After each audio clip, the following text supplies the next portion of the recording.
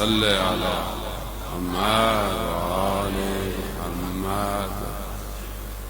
ایک سورہ فاتحہ 3 دفعہ سورہ توحید پڑھ کر تمام مومنین مومنات محرومین، تمام علماء، تمام شہداء، شب جمعہ ہے، اپنے تمام محرومین کو، میرے محرومین کو، اور یہ کسی نے پرچہ دیا ہے مرحوم جمعہ صاحب کو، اور خاص طور پہ استاد شہید سبت جعفر اور شہید قاسم سلیمانی کی روح کو پڑھ کر بسم اللہ الرحمن الرحیم۔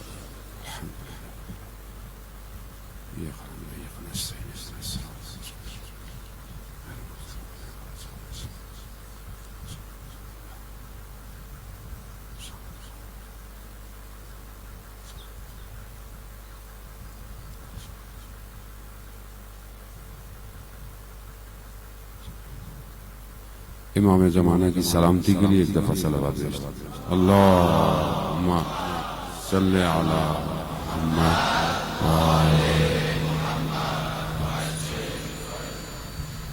لا حول ولا قوة الا باللہ العلی العظیم حسبنا اللہ ونعم الوکیل نعم المولا ونعم النصير اعوذ باللہ من الشیطان الرجیم بسم اللہ الرحمن الرحیم الحمد للہ الذی یؤمن الخائفین وینجی الصالحین ویضع المستكبرین ویہلک ملوکا ویستخلف آخرین والصلاة والسلام على رسول الثقلين محبوب رب المشرقين والمغربين جد الحسن والحسين نبينا سيدنا أبي القاسم محمد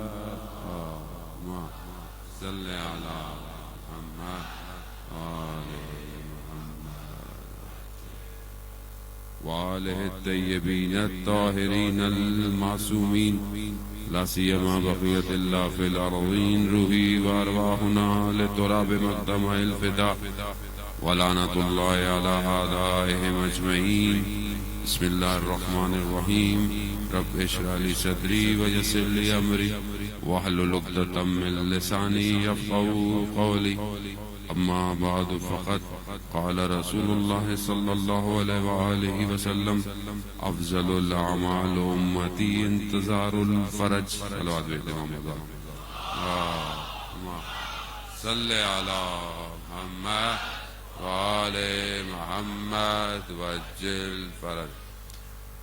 عزیزاران شہید الشہداء ایام عزا ہے، ماہ محرم ہے، اور آپ اسی سلسلے کی کئی مجالس سنتے آ رہے ہوں گے، اور یہ چند دن خداوند متعال نے بندہ حقیر کو توفیق عطا فرمائی کہ آپ لوگوں کے درمیان میں آیا جائے اور ان کا ذکر کیا جائے جن کا ذکر پروردگار کر رہا ہے،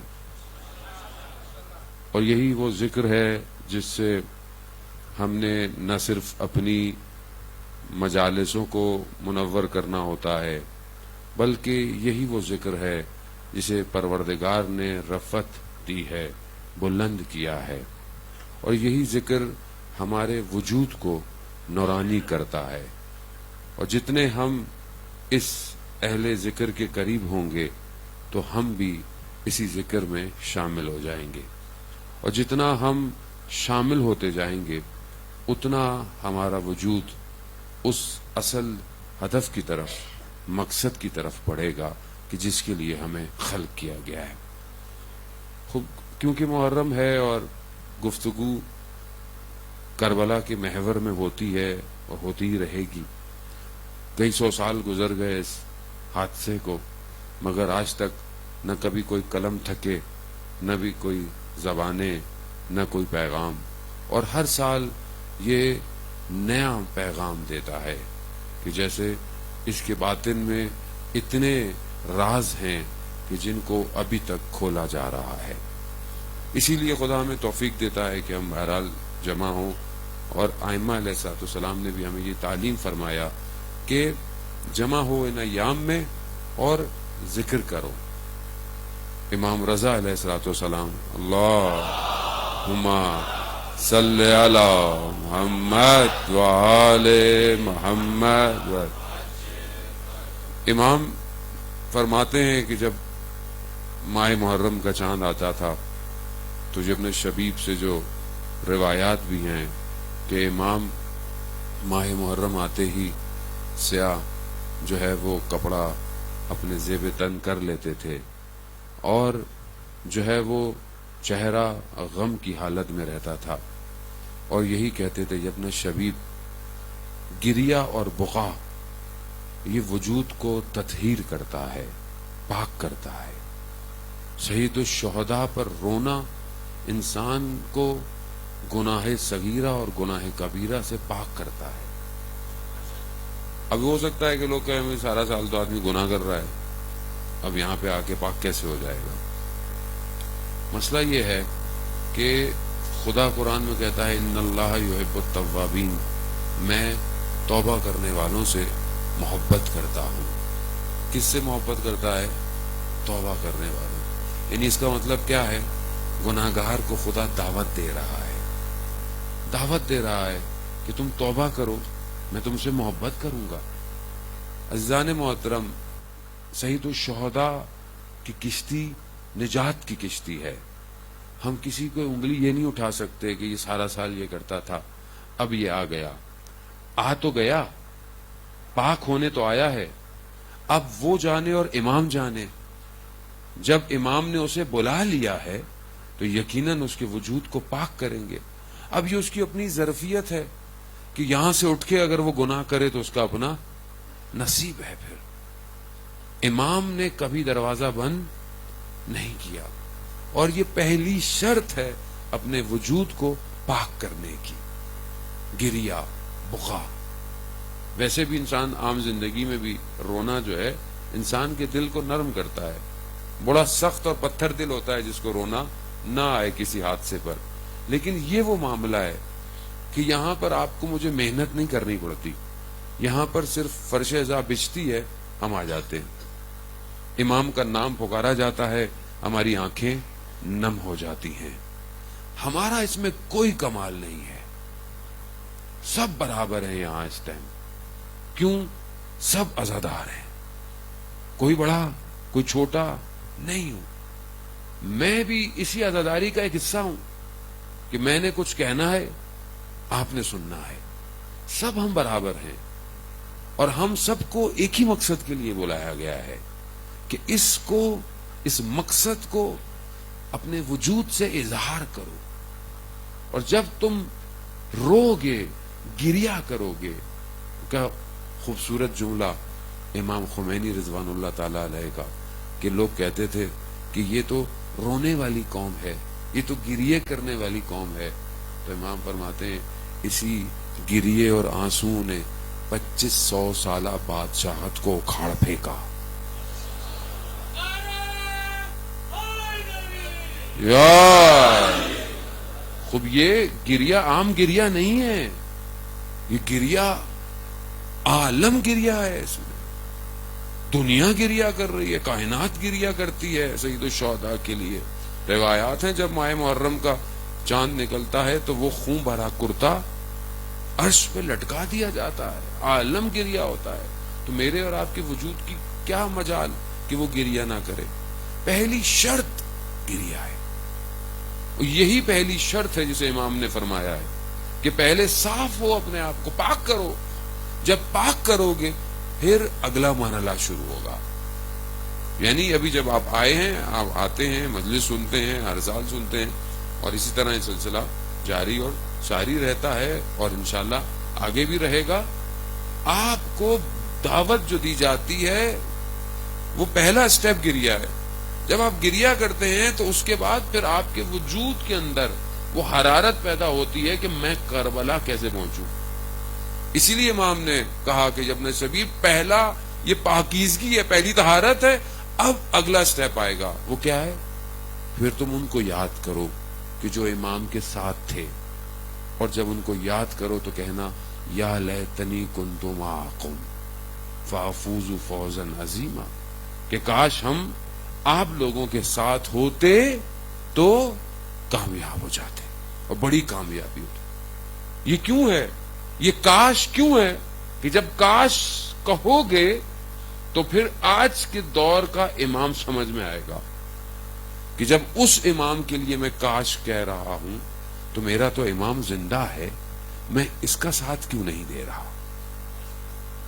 یہ ہدف ہے، یہی مقصد ہے. اگر یہ مجلس اور رواداری اس ہدف کی طرف کہ جو ظہور کا مقدمہ بنے اس طرف نہ لے کے جائے تو پھر یقیناً یا تو بیان کرنے والے میں کوئی مشکل ہے یا پھر خدا نخواستہ سننے والوں میں کوئی مشکل. سننے والے ہمیشہ سے بیدار ہوتے ہیں، کہنے والے ہی میں کہیں نہ کہیں کوئی نہ کوئی مشکل ہوتی ہے.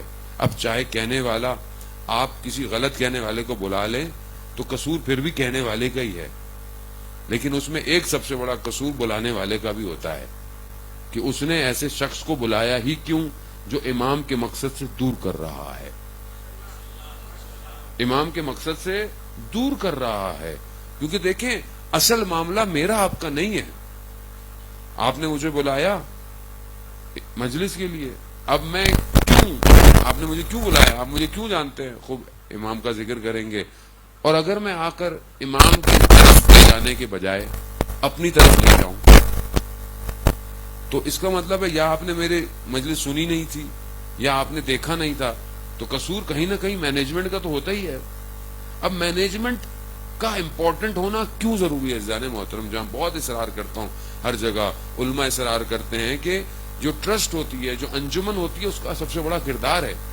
اگر وہ اپنے اندر پاک نہیں ہے، اگر اس کے اندر شعور نہیں ہے، اگر وہ ہدف سے واقف نہیں ہے تو وہ کبھی بھی غلط آدمی کو بلاتے وقت سوچے گی نہیں. اسے کیا ہے، اسے کہتے ہیں مولا کا ذاکر ہے، بلاؤ، کچھ بھی پڑھ کے چلا جائے، کہیں بھی پڑھا جائے، کوئی بھی پڑھ لے، کچھ بھی کہہ دے.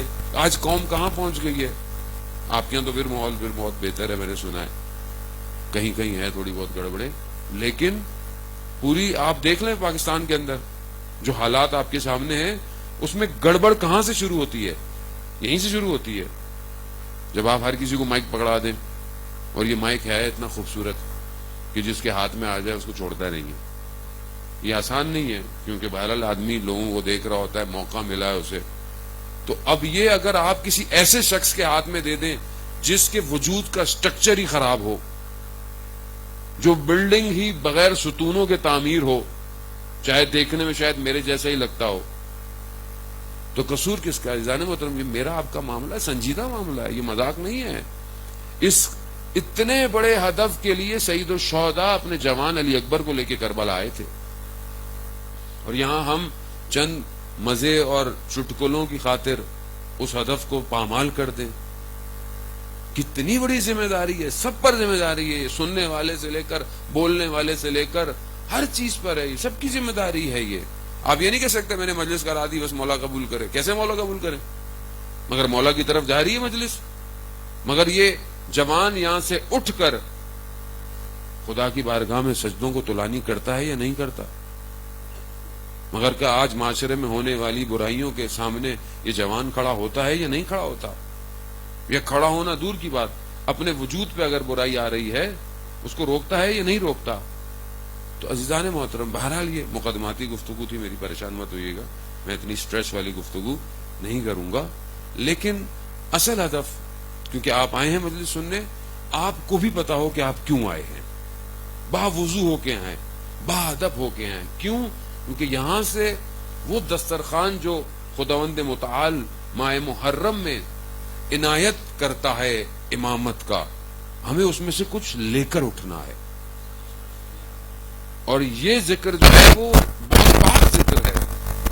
تو ہم خطاکاروں اور گناہگاروں کو خدا کا کرم ہوا ہے کہ بہرحال ہمیں یہ جگہ مل گئی ہے، ورنہ ہر انسان اپنے آپ کو اندر سے خود جانتا ہے وہ کتنا ضعیف ہے، وہ کتنا کمزور ہے. دعائے کمیل کی شب جمعہ بھی ہے، یقیناً ہم پڑھتے بھی ہیں کہ پروردگار تو نے لوگوں کے درمیان میری نیکیوں کو مشہور کر دیا ہے، لیکن اگر اسی سے میرا امتحان اور چیکنگ ہو گئی تو میں کیا کروں گا؟ ابھی لوگ مجھے بہت اچھے ناموں سے یاد کرتے ہیں، لیکن اگر تو نے پروردگار اسی طریقے سے میرے اعمالوں کو دیکھ لیا تو میں تو کسی قابل نہیں رہوں گا.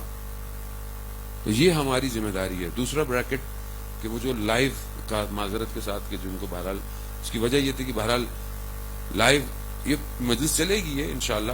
ابھی شاید یہ کچھ جگہوں پہ یہ کہہ رہے ہوں وہ بھی, لیکن ہم نے پورے پاکستان میں کوشش یہ کی کہ ہم یہ نہ کریں. اس کی وجہ ہے کہ 2-3 گھنٹے میں ہم اچھی کوالٹی اپلوڈ کر دیتے ہیں.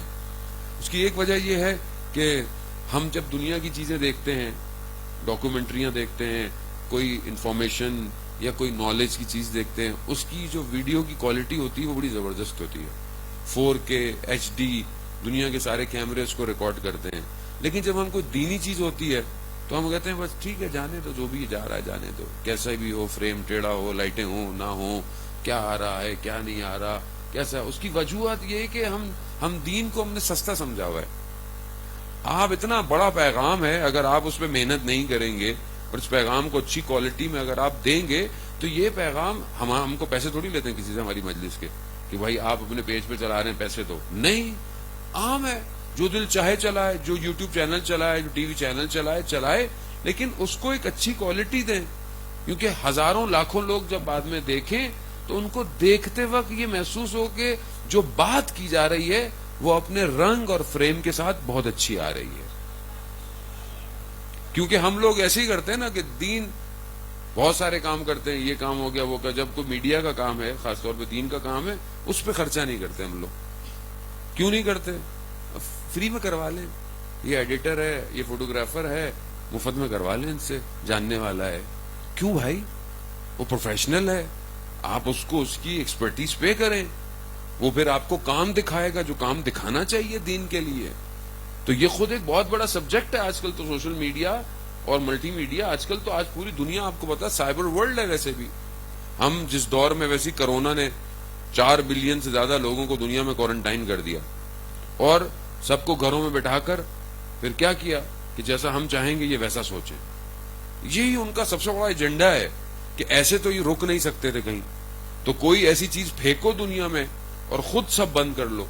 ورنہ جو اسپینش انفلوئنزا آیا تھا آج سے 100 سال پہلے, اس میں 5 کروڑ لوگ مر گئے تھے. لیکن کیوں نہیں تھا؟ کیونکہ میڈیا نہیں تھا. آج میڈیا آیا ہے, سب کو گھروں میں بند کر دو, بیماری کا پتہ بھی نہیں ہے, سب کو وینٹیلیٹر پہ ڈال دو, بعد میں کہہ رہے نہیں غلطی ہو گئی. پھر کہا N95 پہنو, نہیں یہ بھی غلطی ہو گئی, دوسرا پہنو, یعنی خود کو ہی نہیں پتا کروانا کیا ہے. اصل ہدف کچھ اور ہے اور یہ ٹرائل ہے, معاملہ کچھ اور ہونے جا رہا ہے. یہ دنیا کو سمیٹ رہے ہیں, تنہا کر رہے ہیں, چیک کر رہے ہیں کہ وہ جو آنے والا ہے وہ کہاں سے آئے گا, وہ کہاں سے آئے گا اور کون اس کے لیے موومنٹ کر رہا ہے, کون اس کے لیے تیار ہے. اور جو تیار ہو رہے ہیں ان کے ذہنوں کو گھروں میں بھیجو. جب یہ گھروں میں جائیں گے تو کیا کریں گے؟ ہر وقت موبائل, لیپ ٹاپ, ٹیبلٹ, اور اس پہ کیا دیکھیں گے؟ ہماری مجلس تو دیکھنے سے رہے, نیٹ فلکس کے سیزن دیکھیں گے, انسٹاگرام, فیس بک استعمال کریں گے. اور پھر کہاں جائیں گے؟ وہ جہاں لے کے جانا چاہتے ہیں وہیں لے کے جائیں گے. چھوٹا بچہ ہے, ماں باپ کہہ رہے ہیں آن لائن پڑھ رہا ہے, ہمیں کیا پتا پڑھ رہا ہے کہ PUBG کھیل رہا ہے, ہمیں تو نہیں پتا وہ پڑھ رہا ہے, ماں باپ کو تو پتا پڑھ رہا ہے وہ. اور آپ کو کیا پتا کہ آپ کا بچہ جب کھیل رہا ہے اور اس گیم کے درمیان میں جو ایڈ آ رہا ہے وہ ایڈ اس کے مطابق ہے کہ نہیں ہے.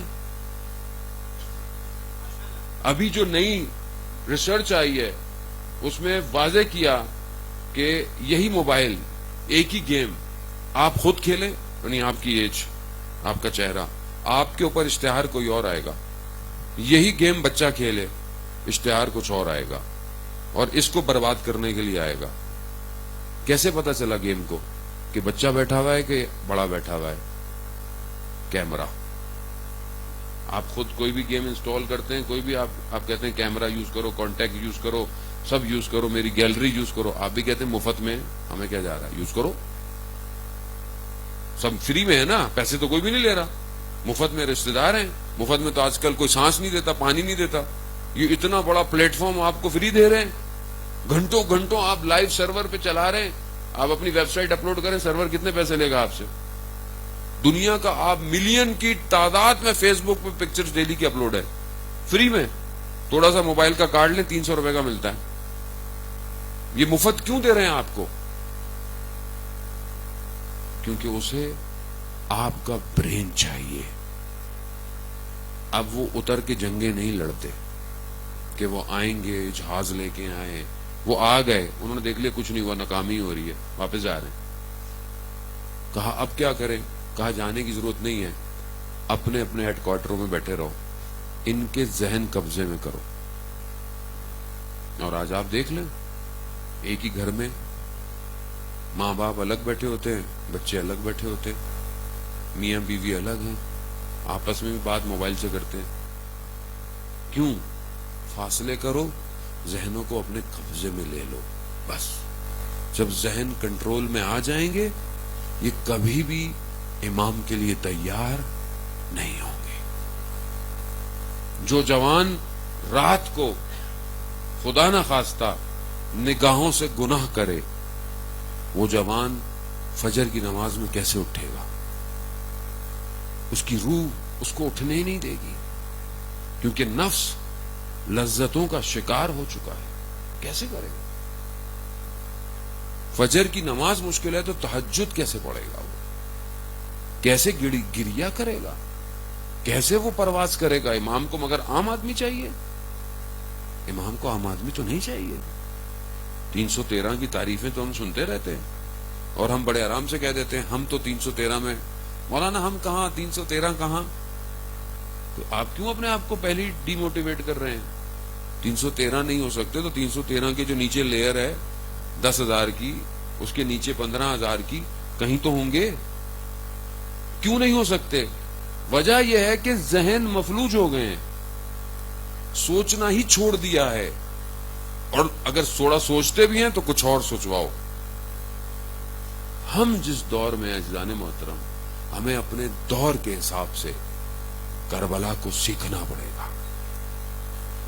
اگر صرف 61 ہجری میں کربلا ہوتی تو ختم ہو چکی ہوتی. اسی لیے امام نے ایسا معرکہ کیا ہے کہ جو قیامت تک اپنی روشنائی کو پھیلاتا رہے گا.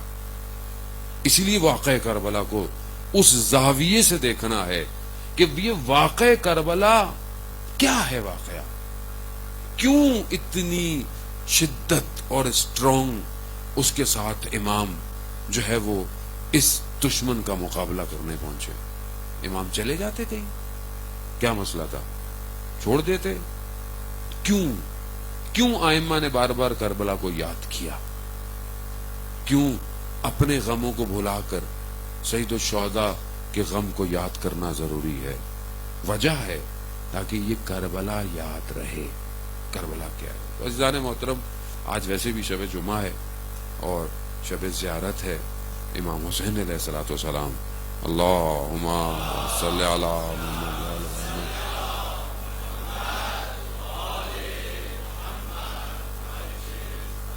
اور ویسے بھی شب جمعہ روایات یہی بتاتی ہیں کہ تمام ارواح, چاہے وہ انبیاء کی ہوں, چاہے وہ ائمہ کی ہوں, چاہے وہ اوصیاء ہوں, چاہے وہ شہداء ہوں, سب کربلا ہوتی ہیں. اور مومن کا دل بھی کربلا ہونا چاہیے. اس لیے کہا ہے کہ شب جمعہ زیارت امام حسین پڑھا کرے. کچھ نہیں کر سکتے تو 3 دفعہ کھلے آسمان نیچے کربلا کی طرف رخ کر کر السلام علیکہ یا ابا عبداللہ, تاکہ آپ کی وہ زیارت ہو جائے. ضروری ہے, یہی نجات کی کشتی ہے. عزیزان محترم یاد رکھیے گا, امام کو سمجھنا بہت امپورٹنٹ ہے. امام ایسی ہستی ہے کہ جسے خدا نے اپنا دنیا میں نمائندہ بنایا ہے, حجت خدا ہے. حدیث میں ہے کہ اگر یہ حجت خدا روئے زمین پہ نہ ہو تو قیامت آ جائے. یعنی کیا؟ یعنی اس کا مطلب ہے کہ پورے کائنات کے نظام کو جو چلا رہا ہے وہ خدا نے اسے اس اسباب جو اسے دیے ہیں وہ امام کی ہستی. ہم لوگ کہتے ہیں امام کائنات کا ہے. مولا کائنات جب ہم کہتے ہیں تو صرف جملہ ہے کیا؟ کائنات کو تو سمجھیں. کائنات ہے کیا؟ کیا صرف جس شہر میں رہتے ہیں یہی کائنات ہے؟ یا پھر یہ روئے زمین کائنات ہے؟ کہ یہ ہمارا جو گلیکسی ہے یہی کائنات ہے. نہیں، ہماری تو گلیکسی خود اس بڑی اسکرین پہ کہ جہاں پر اگر ذرا جتنی دنیا کے کیمرے کھینچ پائے ہیں ہبل ٹیلیسکوپ، ہماری صرف گلیکسی نقطہ ہے. اس کے اندر ہم ہیں، اس کے اندر پتہ نہیں کتنے سیارے ہیں، چاند ہے، سورج ہے، اور پھر یہ گلیکسی پتہ نہیں کس رفتار سے جا رہی ہے، کہاں جا رہی ہے. کتنی خدا کی حکومت ہے. اور یہ جتنی بھی ہے کہ جو ابھی تک ہمیں پتہ بھی نہیں چل پائی ہے، یہ سب کچھ مادہ ہے، یعنی میٹر ہے.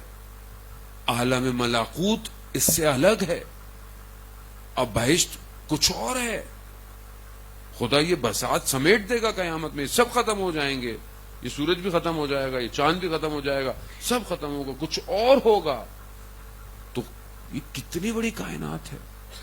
ایک آسمان، دوسرا آسمان، تیسرا آسمان، چوتھا آسمان، پانچواں، چھٹا، ساتواں.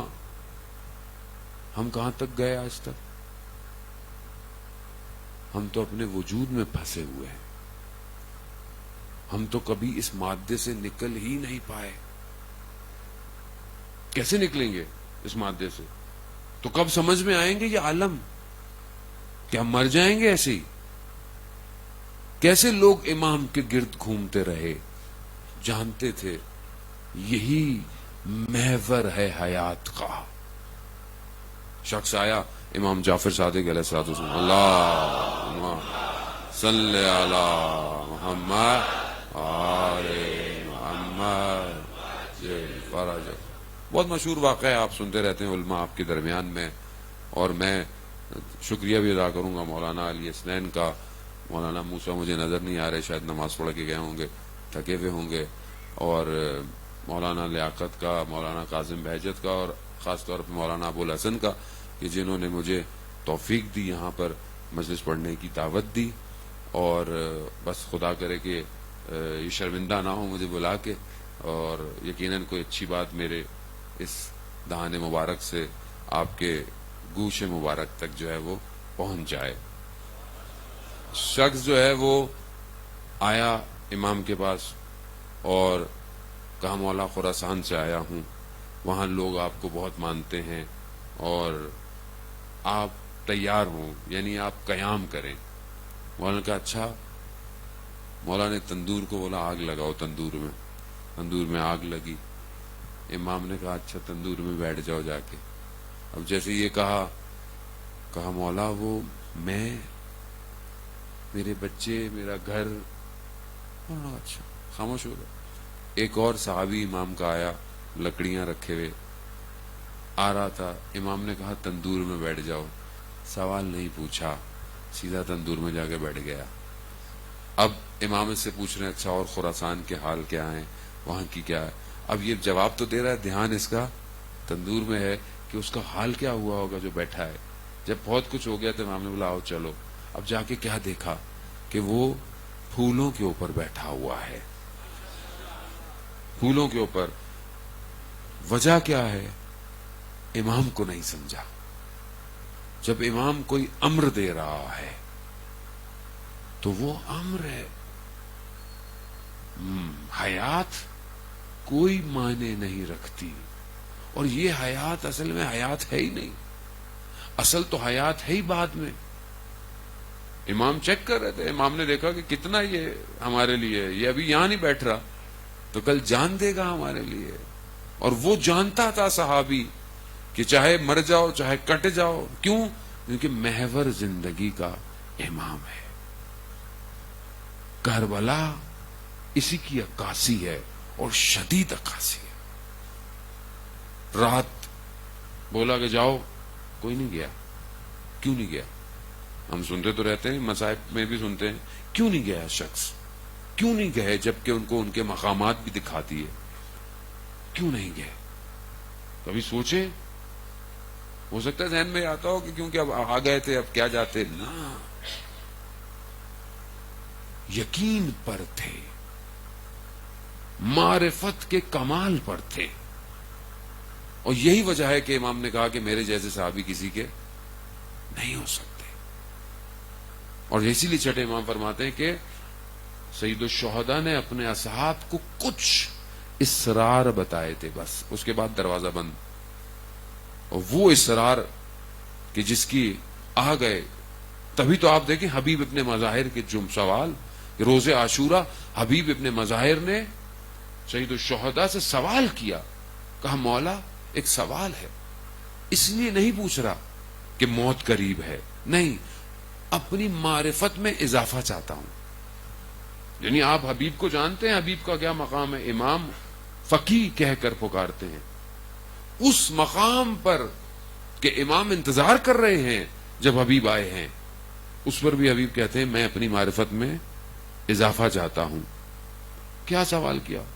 کہا مولا جب آپ دنیا میں نہیں آئے تھے تو کہاں تھے، کیا تھے؟ سوال ہے، ہمارے ذہن میں تو کہاں سے آئے گا، یہ تو انہوں نے کیے تو ہمارے ذہنوں میں آتے ہیں. کیا تھے؟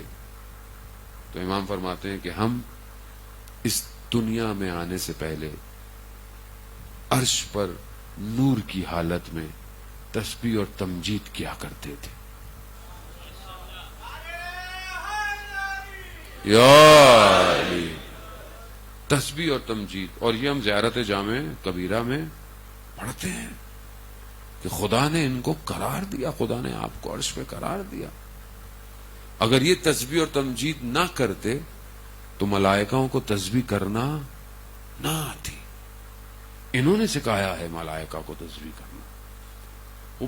اب یہ کیونکہ جملوں سے مسئلہ حل نہیں ہوتا کہ یہ لفظ سن لیے معرفت مل گئی، نہیں، وجود کو حرکت دینی ہے امام کی طرف.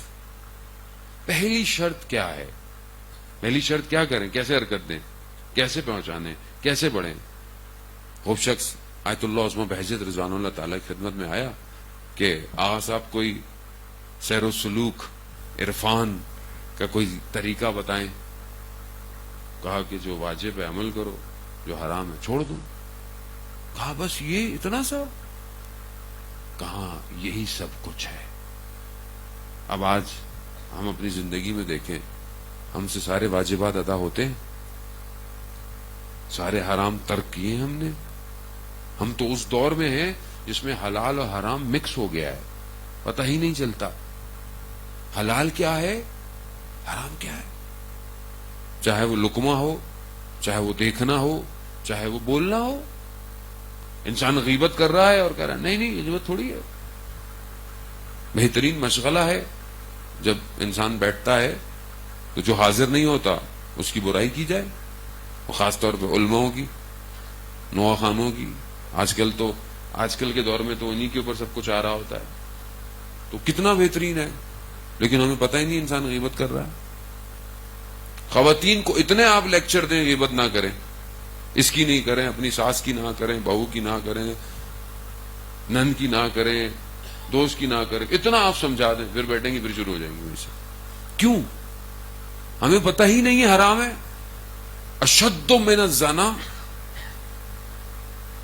اتنا بڑا گناہ ہے، لیکن ہمیں محسوس ہی نہیں ہوتا. آج کل کے دور میں تہمت لگا دیں کسی مسئلے نہیں، جھوٹ تہمت، خود جھوٹ، پتہ ہی نہیں ہے ہمیں تو جھوٹ ہے بھی کہ نہیں ہے، جسے ہمیں شیطان کا نہیں پتا. خدا کہہ رہا ہے عدو مبین ہے، کھلا دشمن ہے، لیکن ہمیں پتہ ہی نہیں ہے کہاں. ہمیں لگتا ہے ہمارے معاملے میں تو سو گیا ہے ہی نہیں. یہ بیسکس چیزیں ہماری زندگی سے باہر ہیں. جھوٹ بولنے والے کے منہ سے تعفن کی بو آتی ہے جو عرش میں ملائکہ کو تکلیف دیتی ہے، لیکن ہمیں احساس ہی نہیں ہوتا. ہم تو بچوں کے سامنے جھوٹ بول دیتے ہیں. فون آئے، بیٹا بولو نہیں ہے، جاؤ. لوگوں نے گھروں میں ایک جگہ گیا، اللہ کرے نہ دیکھ لیں، وہ پہچان جائیں گے، کہہ لیں گے مولانا صاحب گھر ایک کمرے کو مدینہ رکھا ہوا ہے، ایک مکہ ہے، ایک مشہد ہے. فون کیا کہاں ہے؟ کہا وہ مدینہ میں ہے. اب آپ کیا بولیں گے اس کو؟ ایک کمرے کا نام کچھ اور رکھا ہوا ہے.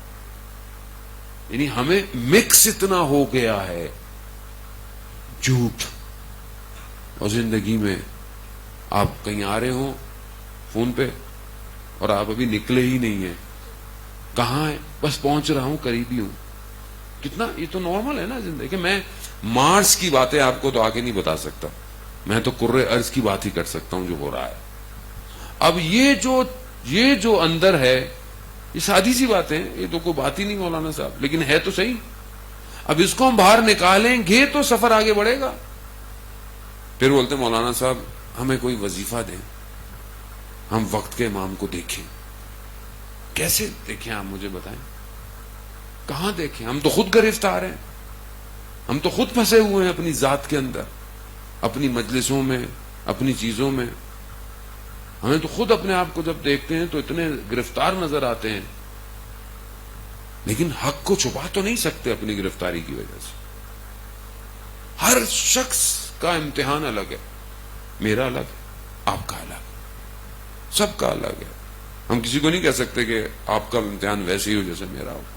ایک عالم دین تھے، بہت بزرگ تھے، اصفہان کے بہت بڑے مدرسے کے مدیر بھی تھے۔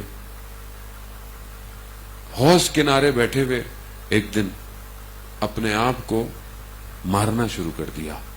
طالب علم بھاگتے ہوئے آئے، روکا، استاد کیا کر رہے ہیں؟ شاگردوں نے کہا کہ شاید آپ کو یہ مسئلہ ہو کہ آپ کی اولاد نہیں ہے۔ کہا نہیں، میں یہی سوچ رہا تھا، میری اولاد نہیں، میرے پاس مال نہیں، میرے پاس شہرت نہیں، یہ سب نہیں، یعنی میرے پاس دنیا نہیں۔ تو انہوں نے کہا کہ ہم آپ کی اولاد ہیں، یہ سب آپ کا ہے۔ کہا ہاں یہی تو مسئلہ ہے، میں اپنے آپ کو سوچ رہا تھا کہ میرے پاس دنیا کی کوئی چیز نہیں ہے، میں نے دنیا کو اپنے وجود سے نکال دیا ہے۔ وہیں مجھے خیال آیا میری کچھ کتابیں ہیں ایسی، اگر کوئی انہیں ہاتھ لگا لے تو مجھے غصہ آتا ہے، تو میں اپنے آپ کو مارنے لگا کہ 80 سال ہو گئے چند کتابوں کی محبت نہیں نکال پائے۔ کتنا گرفتار ہے آدمی، کیسے پرواز کرے گا اپنے وجود سے، کیسے نکلے گا؟ جب اسی مادے میں پھنسا ہوا ہے تو دوسرے عالم میں کیسے پہنچے گا امام کے ساتھ؟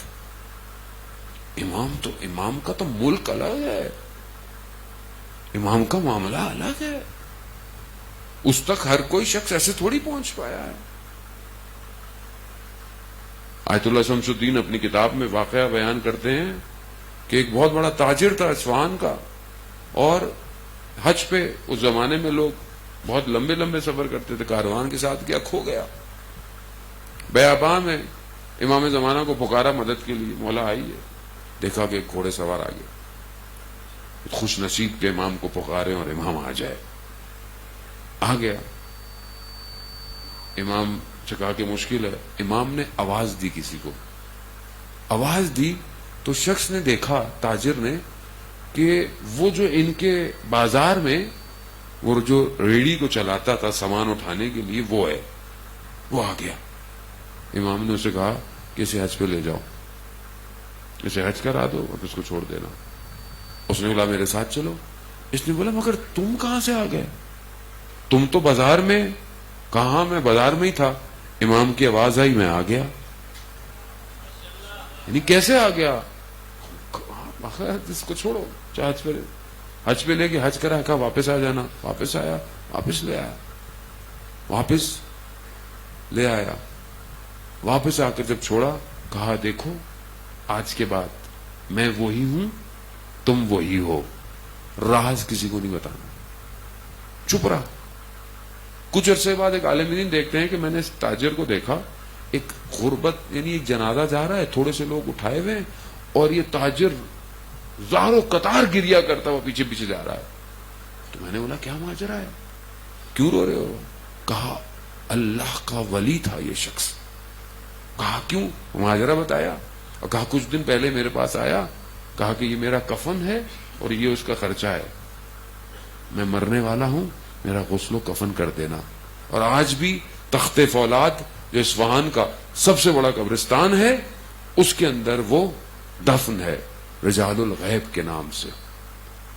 رجال الغیب ہیں جو امام کے ساتھ ہوتے ہیں۔ کیسے پہنچ گیا شخص؟ کیونکہ جھوٹ نہیں بولتا ہوگا، کرپشن نہیں کرتا ہوگا، مال حرام نہیں کھاتا ہوگا، کسی کا حق اپنی گردن پہ نہیں رکھا. امام کو جو سی وی جاتی ہے وہ صرف ظاہر نہیں ہے کہ اس نے یہ اسپیشلسٹ ڈگری کی ہے, اس کو یہ سب کچھ آتا ہے, یہ نہیں, اس کی پولٹائی بھی جاتی ہے سی وی. اس کی تنہائی کیسی ہے, اس کی عبادت کیسی ہے, یہ اول وقت نماز پہ کھڑا ہوتا ہے, یہ قرآن پڑھتا ہے, یہ والدین کا احترام کرتا ہے یا نہیں کرتا.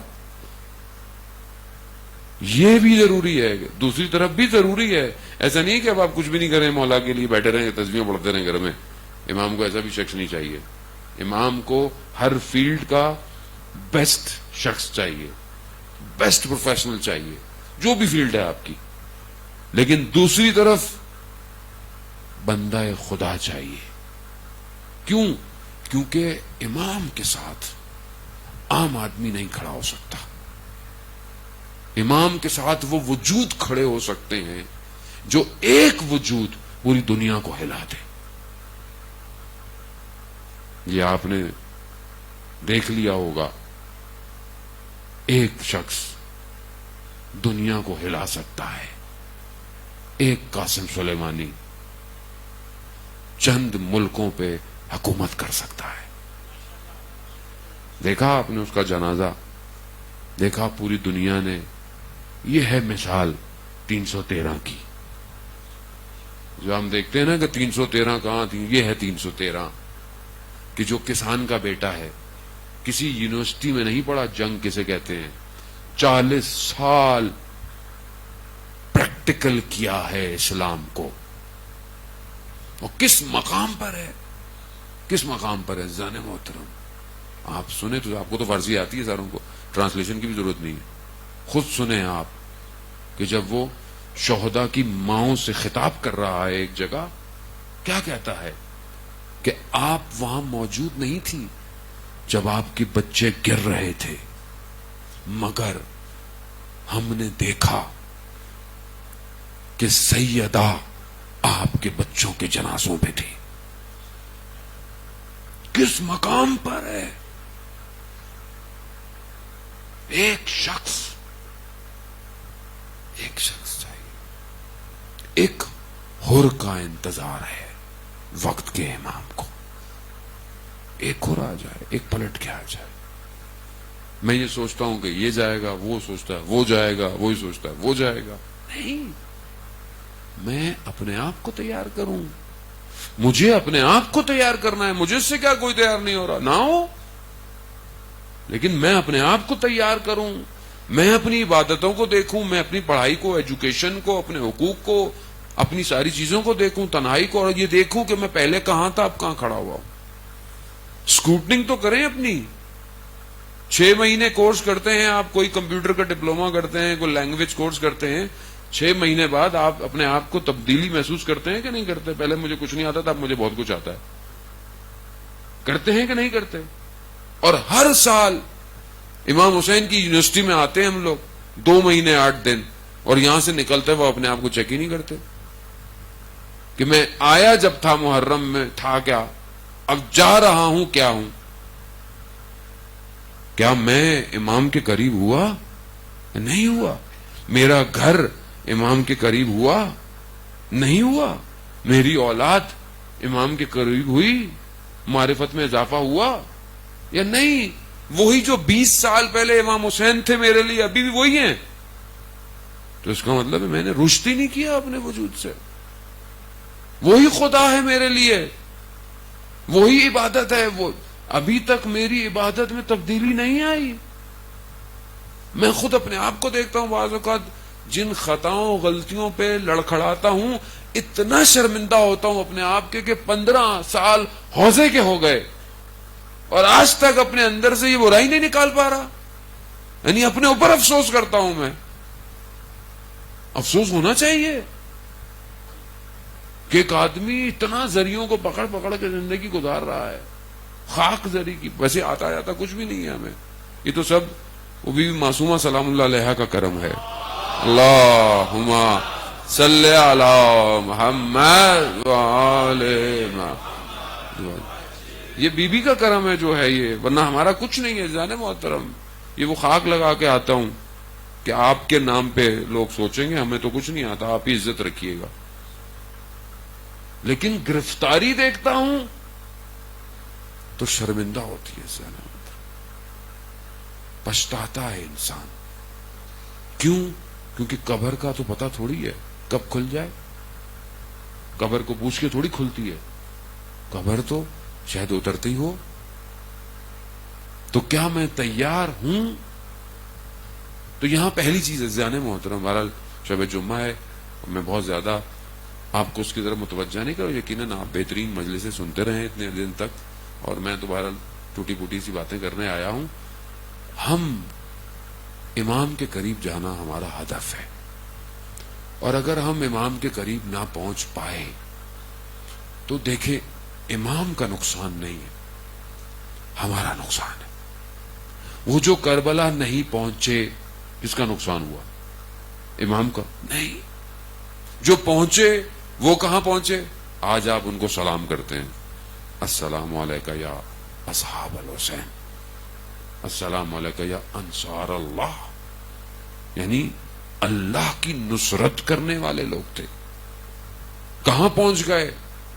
آج آپ ان سے توسل ہوں، انہی شہداء کے راستے پر. آج آپ نے کتنے شہید دیے اتنے سالوں کے اندر؟ کیوں خاموش ہو گئے آپ؟ کیوں آپ کو سکون ملتا ہے؟ کیوں آپ کو ڈھارس پڑتی ہے؟ کیوں؟ کیونکہ سید الشہداء کے اور اصحاب شہداء کے راستے پر ہے. آپ مطمئن ہوتے ہیں نقصان نہیں ہوا، یہ خون ضائع نہیں ہوا، یہ مرا نہیں ہے، یہ زندہ ہے. یہ اطمینان کس نے دیا آپ کو؟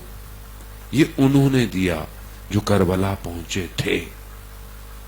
ایسے ہیرے امام نے کربلا میں دفن کیے کہ جن کی چمک آج تک ہمارے وجود کو تلملاتی ہے کہ کاش ہم بھی شہید ہو جائیں. یہ جذبہ کیوں ہے؟ ان کی وجہ سے ہے. تو ہم نے وہیں پہنچنا ہے. اور ویسے بھی یہ وادی جو ہے یہ عشق کی وادی ہے. یہ سید الشہداء کی وادی، یہ کربلا عشق کا کعبہ ہے. عشق کے کعبے کی شرط یہ ہے، اور اس عشق کی وادی کے دروازے پہ لکھا ہوا ہے کہ یہاں آنے کی شرط گردن کٹوانا ہے. کٹوا سکتے ہو؟ بسم اللہ. پہلی چیز ہی اپنے آپ کو امام کو دینا ہے. یہی نہیں دے پائے باقی ساری چیزیں کیا دو گے؟ ہم کتنا سنتے رہتے ہیں کہ امام رستے میں فلانے سے ملے، فلانے سے ملے. کہا چلو، کہا مولا گھوڑا لے لیں، تلوار لے لیں. کہا مولا لے لیں، مجھے تمہاری تلوار گھوڑے کی ضرورت نہیں ہے، تمہاری ضرورت ہے. کہا مولا میں نہیں آ سکتا.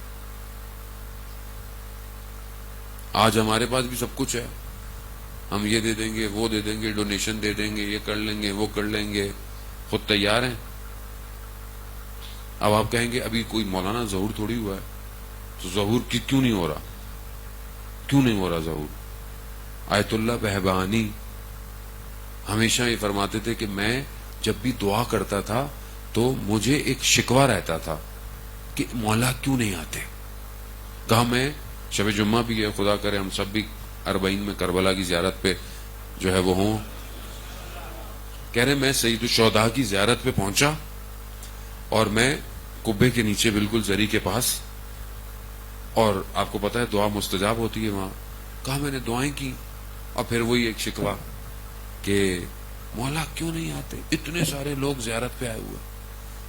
کہا امام نے تشرف کیا، امام حاضر ہو گئے، لطف کیا، امام آ گئے. امام نے مجھے کہا بے بانی سننا چاہتے ہو ہم کیوں نہیں آتے؟ کہا امام نے میرے کانوں کے پردے ہٹا دیے، میں نے سب کی دعائیں سنی. کیا دعائیں کر رہے ہیں؟ مولا بیٹا دے دے، مولا گاڑی دے دے، گھر دے دے. کہا بے بانی یہ وہ جگہ ہے جہاں دعا مستجاب ہوتی ہے، ہمارے لیے کوئی دعا نہیں مانگ رہا، ہمارے لیے کوئی دعا نہیں مانگ رہا. تو ہم اپنی زندگیوں میں دیکھیں عزیزان محترم، کل جمعہ ہے، کل ظہور کا متوقع دن ہے. صبح ایسی کریں گے جیسے آپ امام کا انتظار کر رہے ہیں، دن ایسے گزارے ہیں کہ آج امام کیوں نہیں آئے، کتنا میں پریشان ہوتا ہوں امام کے لیے۔ یہ تو ان کیفیتوں کو درک کریں عزیزان محترم۔ بھل میں نے آپ کا وقت بہت زیادہ لے لیا، آپ کا حسن سماعت تھا کہ جس نے جو ہے وہ وقت کو پتہ ہی نہیں چلنے دیا۔ یہ ان سے پوچھیں کہ جو اپنے وجود کو قربان کرنا چاہتے تھے اپنے امام پر، حور جیسی شخصیت کہ امام کے راستے کو روکا ہے، امام کے جو ہے وہ سواری کی لگام تک کو پکڑ لیا۔ وہ کیا جملہ امام نے فرمایا کہ تیری ماں تیرے غم میں بیٹھے۔ امام کا کوئی جملہ حکمت سے کم نہیں ہے، امام ہے، سمجھیں امام کو۔ اور نے کیا کہا؟ کہا اگر کوئی اور ہوتا تو میں جواب دیتا، آپ کی والدہ کا احترام اتنا ہے، آپ کی والدہ کا، بس یہی جملہ تھا نا جو شب عاشورہ حر جنت اور جہنم کے درمیان میں اپنے آپ کو دیکھ رہا ہے، تڑپ رہا ہے۔ دیکھنے والے نے کہا کہ حر میں نے تمہیں کبھی ایسا نہیں دیکھا۔ جب ہم سے پوچھا جاتا تھا کہ کوفہ میں سب سے شجاع کون ہے تو ہم کہتے تھے حر۔ کیا ہوا؟ کہا جنگ کے لیے نہیں بلایا تھا، لیکن ان کے ارادے کچھ اور ہیں۔ بس حر نکلا، مقاتل بیان کرتے ہیں حر اپنے بیٹے کے ساتھ آیا، بعض کہتے ہیں آنکھوں پہ پٹی تھی، ہاتھ باندھے ہوئے، بہرحال امام کی خدمت میں آیا۔ امام نے آنے دیا، کیوں؟ کیونکہ امام تو جانتے تھے اس وقت جو اس کے وجود میں چنگاری لگائی ہے وہ اس کو بچائے گی۔ کیا تھی؟ صرف بی بی کا احترام۔ اللہ اکبر۔ اس نے حر کو بچا لیا۔ ہاں عزیزان محترم، یہ نام ایسا ہے۔ یہ ماں پہلی محرم سے مدینہ سے نکل پڑتی ہے اور گلی گلی، شہر شہر، کوچا کوچا، گھر گھر، جہاں جہاں آزاداری ہوتی ہے نا، یہ وہاں آتی ہے۔ ہمارے پاس بھی اور کچھ نہیں ہے، اسی ماں کا وسیلہ ہے۔ ہم بھی اس لیے آتے ہیں، اسی امید سے آتے ہیں کہ یہ شہزادی، یہ کائنات کی ملکہ ہم خطاکاروں کے آنسوں کو لینے آئی ہے۔ ہاں آزادار محترم، خوب متصل ہونا۔ اسی لیے تو 10ویں امام نے فرمایا کہ جس طرح ہم تم پر حجت ہیں، ہماری جد ہم پر حجت ہے۔ افسوس کہ مسلمان پہچان نہ پائے سیدہ کو۔ ہاں آزاداران محترم، کیونکہ شب جمعہ ہے نا، آج یہ ماں کربلا میں ہوگی اور ایام بھی محرم کے ہیں۔ سیدہ ایک ہی دعا ہے، یقیناً غلطیاں ہو گئی، پورا سال خطائیں ہو گئی ہیں، اپنے بیٹے کی زیارت سے محروم نہ کیجیے۔ نہ جانے کب تک یہ گناہگار آنکھیں بین الحرمین سے دور رہیں گی، 6 گوشے زری کو نہ دیکھ پائیں گی۔ بی بی مدد کیجیے گا۔ ہاں بس آپ نے گریہ کیا، خدا آپ کو اس کا اجر دے، خود سیدہ آپ کو اس کا اجر دے۔ ہاں آزادار محترم، محرم ہے نا، محرم ابھی تو ایام ہی گریہ کے ہیں، ابھی تو رونا ہے۔ ہم تو ویسے بھی رو کر تھک کر چلے جاتے ہیں۔ سلام ہو ان بیبیوں پر کہ جو عاشورہ کے بعد کوفہ اور شام کی گلیوں میں شاید ہی کوئی وقت ہوگا جب آرام کیا ہوگا۔ ہاں عزاداران محترم، ہم نے تو 10 محرم تک بڑی محنت کی ہوتی ہے، عاشورہ بڑا سخت ہوتا ہے، رات کو جھاگنا، صبح اٹھنا، مجلس، ماتم، اعمال، جلوس، یہ سب کرتے کرتے شام غریبہ میں ہم تھک جاتے ہیں نا۔ سلام ہو اس چھوٹی بچی پر۔ بھئی یہ مصائب کے دن ہے ہی انہی کے، آپ سنتے رہیں گے۔ بس میں آج کے مراحل کو طے کرتا آگے بڑھتا ہوں۔ ہاں عزاداران محترم، ماں کا ذکر آیا نا تو ایک بہت بڑے بیان فرماتے ہیں کہ ایک بہت بڑے مرثیہ خواں تھے، روزہ خواں تھے، جو مصاحب پڑھا کرتے تھے، مشہور تھے، ایرانی تھے مگر عراق میں رہتے تھے، آتے نہیں تھے، بہت دعوت دیتے تھے کہ آ جائیے آ جائیے۔ قدیمی ماتم انہوں نے بنیاد ڈالی ہے اس کی۔ خواب میں سید الشہداء کو دیکھا، امام خواب میں آئے اور امام نے کہا کہ جاؤ حاج مرزوق، جاؤ تہران، وہاں جاؤ۔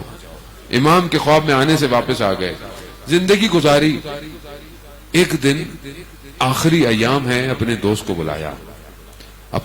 بلایا، بہت قریبی دوست تھا، کہا کہ میری زندگی اب اختتام پر ہے، ایک راز ہے جو تمہیں بتانا چاہتا ہوں۔ کہا کیا؟ کہا چند دن پہلے مجھے شدید بخار ہو گیا، اس بخار کی حالت میں مجھے پیاس لگی اور میں نے اپنی بیٹیوں کو، میری 3 بیٹیاں ہیں، پہلی راضیہ، دوسری مرضیہ، تیسری فاطمہ، میں نے پہلے راضیہ کو پکارا تو میں نے دیکھا کہ ایک باحجاب مجلل طریقے سے ایک کوئی بی بی تشریف لا رہی ہے۔ حیا نے میرے آنکھوں کو اٹھنے نہیں دیا، میں نے بولا مرضیہ، بی بی اور آگے آئیں، پھر بھی میں نہیں بول پایا، پھر میں نے کہا فاطمہ، تو وہ خاتون اور آگے آئیں، کہا ہم آ تو گئے ہیں تمہاری خدمت میں، بولو۔ کہا میں نے کہا بی بی میری ہمت نہیں کہ میں آپ سے کوئی سوال کروں۔ کہا کہ ساری زندگی تم نے ہماری نوکری کی ہے، اب ہم، کہا پانی چاہیے؟ کہا ہاں بی بی پانی چاہیے۔ کہا مجھے بی بی نے پانی کا گلاس دیا، میں نے وہ پانی پیا، میں نے اس سے پہلے وہ پانی نہیں پیا ہوا تھا۔ بچپن سے میری عادت تھی کہ جب میں پانی پیتا تھا نا تو کہتا تھا صلی اللہ علیہ یا ابا عبداللہ۔ کہا میرے منہ سے جب یہ جملہ نکلا نا، بی بی نے گریہ شروع کر دیا۔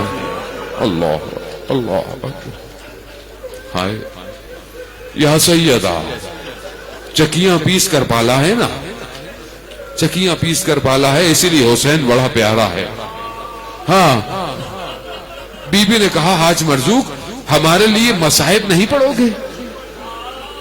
میں نے کہا بی بی ڈاکٹر نے منع کیا ہے، صحت اجازت نہیں دیتی، ہاں مگر آپ کہتی ہیں تو پڑھ دیتا ہوں۔ بی بی کون سے مصائب پڑھوں؟ اللہ اکبر۔ ہاں عزاداران محترم، کربلا جانا ہے نا، کربلا جانا ہے نا، آئیں آئیں، باب الحوائج، باب الحوائج۔ بی بی نے کیا فرمایا؟ دیکھیں ماں ہے نا، جانتی ہے نا، ماں اپنے بیٹے کے غم کو جانتی ہے۔ کون سے مصائب پڑھوں؟ کہا علی اصغر کے مصائب پڑھو۔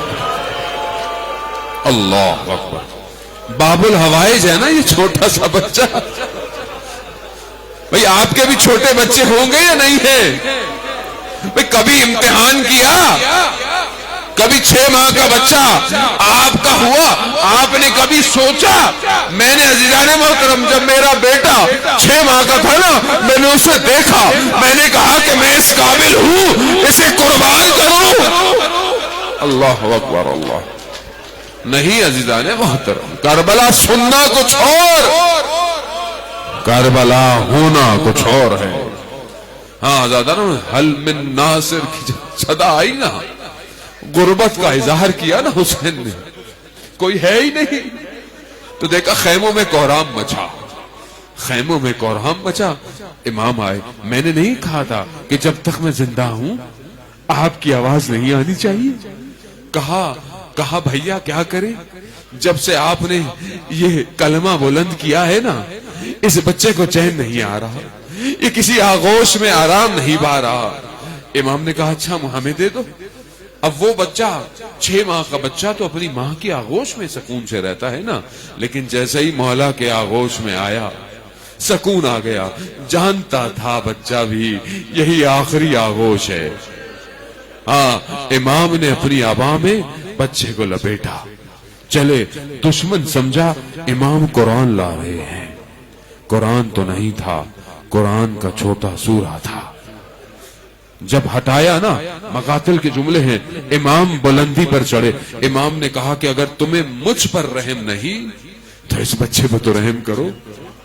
اس بچے کی حالت دیکھنی تھی تو فوج اشقیاء میں خود کوہرام مچ گیا، منہ چھپا کر رونے لگے۔ دشمن نے دیکھا کہ اگر یہی رہا تو یہ چھوٹا بچہ جنگ جیت جائے گا۔ ہرملہ کے ظالم تیروں کی داستان، ایک تیر وہ بھی ہے جو اس نے کھینچا اور سیدھا آ کر مقاتل کے جملے ہیں عزیزان محترم، جو الفاظ استعمال ہوئے ہیں نا تیر لگنے پر، وہ ذبح کے نہیں ہے، وہ نہر کے ہیں، کہ جس طرح اونٹ کو جو نہر کیا جاتا ہے نا، تیر اسی طرح آیا، علی اصغر کی گردن پر لگا۔ علی اصغر اپنے باپ کے ہاتھ میں پلٹ گئے کہ میرے بابا کو نظر نہ آئے، وہ مسکراہٹ وہی رک گئی۔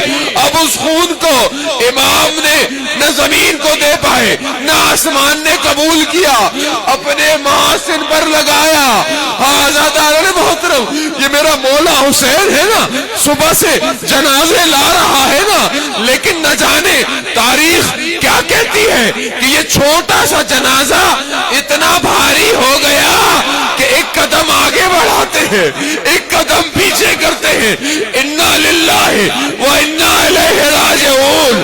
ارے یہ چھوٹا سا جنازہ اٹھایا نہیں جاتا حسین سے۔ مقاتل بیان کرتے ہیں کہ مولا نے خیموں کے بجائے خیموں کے پیچھے رخ کیا، دشت کربلا کی اس تپتی ہوئی ریت کو کھودا اور اس علی اصغر کو دفنایا۔ بیان ہوتا ہے امام سے اٹھا نہیں گیا، آواز آئی حسین اٹھو، مولا نے مٹی جھاڑی، اٹھے۔ اب مجھے نہیں پتا مقتل خاموش ہے کہ میرے مولا نے خیموں کے پیچھے کیوں اصغر کو دفنایا تھا، شاید اس لیے کہ جب عصر عاشورہ یہ دشمن نیزوں سے لاشیں اٹھا رہا ہوگا تو کہیں یہ لاشاں